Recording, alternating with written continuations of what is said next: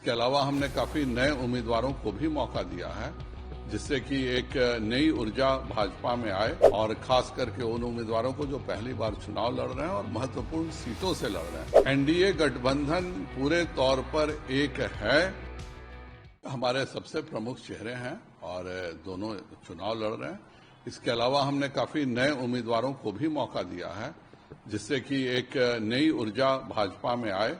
मैं सभी उम्मीदवारों को बहुत बहुत बधाई देता हूं और खास करके उन उम्मीदवारों को जो पहली बार चुनाव लड़ रहे हैं और महत्वपूर्ण सीटों से लड़ रहे हैं।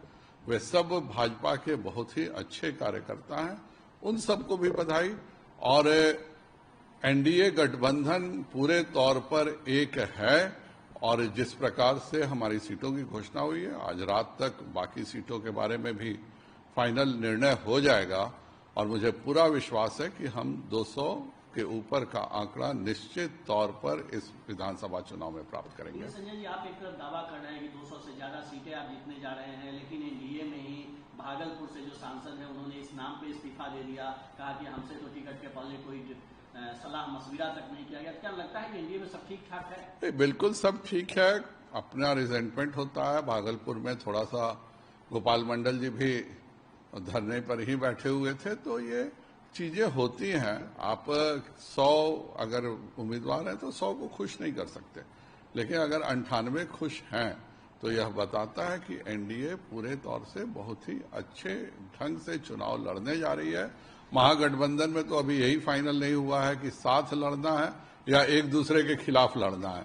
हर महागठबंधन का दल अपनी बातें कर रहा है। अभी कल आखिरी दिन है पहले राउंड का और महागठबंधन के माननीय लोगों के बीच में शेरो शायरी का दौर जारी है कि किसकी शायरी कितनी ज्यादा अच्छी है और कौन ज्यादा वाहवाह प्राप्त करता है। यही महागठबंधन में चल रहा। ये पूरा अलायंस जो है बिहार की जनता को ठगने का अलायंस था। बिहार की जनता अच्छे से समझ चुकी है और इसीलिए महागठबंधन चूर चूर हो चुका है।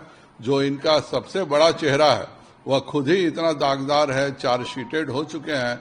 अभी जेल भी जाना ही पड़ेगा उनको, और अगर जेल नहीं जाना चाहते हैं तो बिहार की जनता को जरूर बताना चाहिए कि बिहार के पटना के प्रमुख सड़क पर शॉपिंग मॉल की जमीन 22,000 रुपए कट्ठे कैसे प्राप्त किया जाता है।